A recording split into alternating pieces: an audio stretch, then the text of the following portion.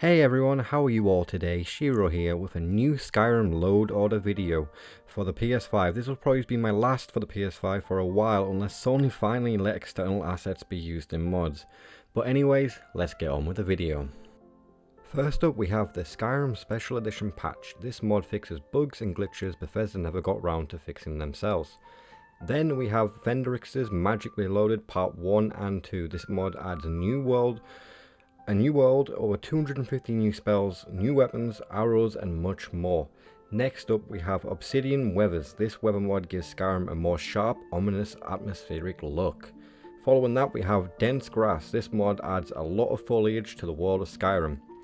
Then we have Landscape Fixes for grass mods. This mod will remove grass from places it generally shouldn't be. After that we have Anna's Skyrim Texture Overhaul 3-in-1. This mod retextures Whiterun, Solitude, small villages and common furniture. After that we have Julia's Dirt Replacer. This replaces the default landscape textures with grass, changes road texture, is blended with roads and landscape textures and much more. After that we have Immersive Movement. This updates the movements of creatures, animals and NPCs and of the player into a more immersive way. After that we have Immersive Citizens AI Overhaul. This mod makes the AI more natural as they go about their daily lives. Instead of doing the same things day in and day out, they will travel, do things that you would not normally expect them to do in Skyrim. After that we have Realistic Conversations.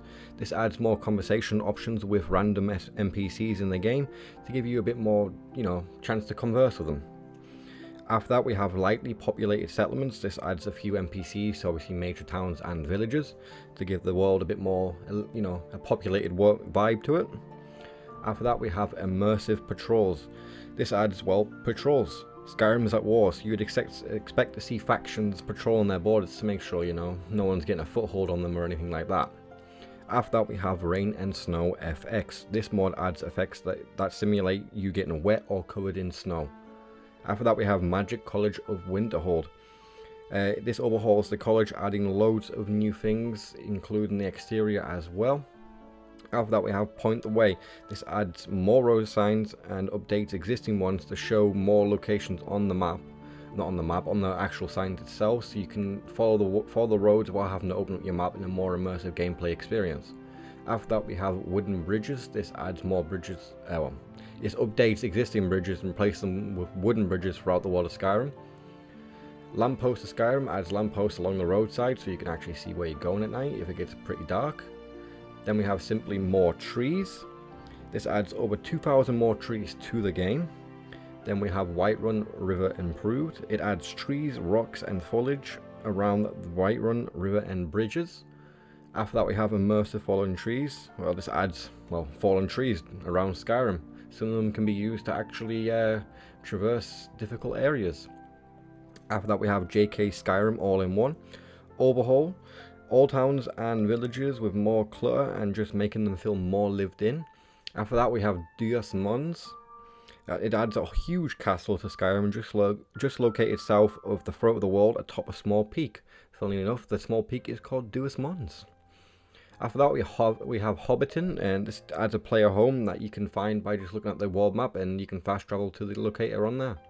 After that we have TNF Whiterun. This overhauls Breeze Home, bringing it more in line with a custom home mod, so it gives you more options and obviously makes it a bit more nicer. After that we have Forgotten Dungeons. It adds 44 new Radiant quests as well as an 11 extra dungeons to Skyrim. Following that we have Ethereal Isle. I'm sorry if I butchered that, I do apologize.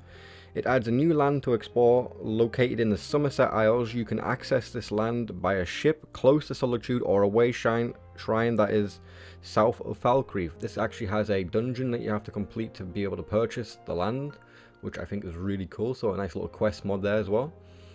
Then we have Skyrim is Windy. This gives trees and grass the effect of the world actually being windy. Following that we have Fast Alternate Start. This mod just lets you skip the vanilla intro sequence if you don't want to see that for the millionth time, because I know I certainly don't. After that we have the ELE Interior Lighting Overhaul. This reduces ambient lighting so that light sources can realistically illuminate their environment, so more of a nice atmosphere into interior locations. And then finally we have water and terrain enhanced. So this basically edits the water and how it flows, giving it more visual effects, making it look nicer and, you know, generally more realistic in how it actually flows throughout the world. That's everything, guys. So let me know if you have any questions in the comment section down below. And this has been Shiro. I'll talk to you all next time. Peace.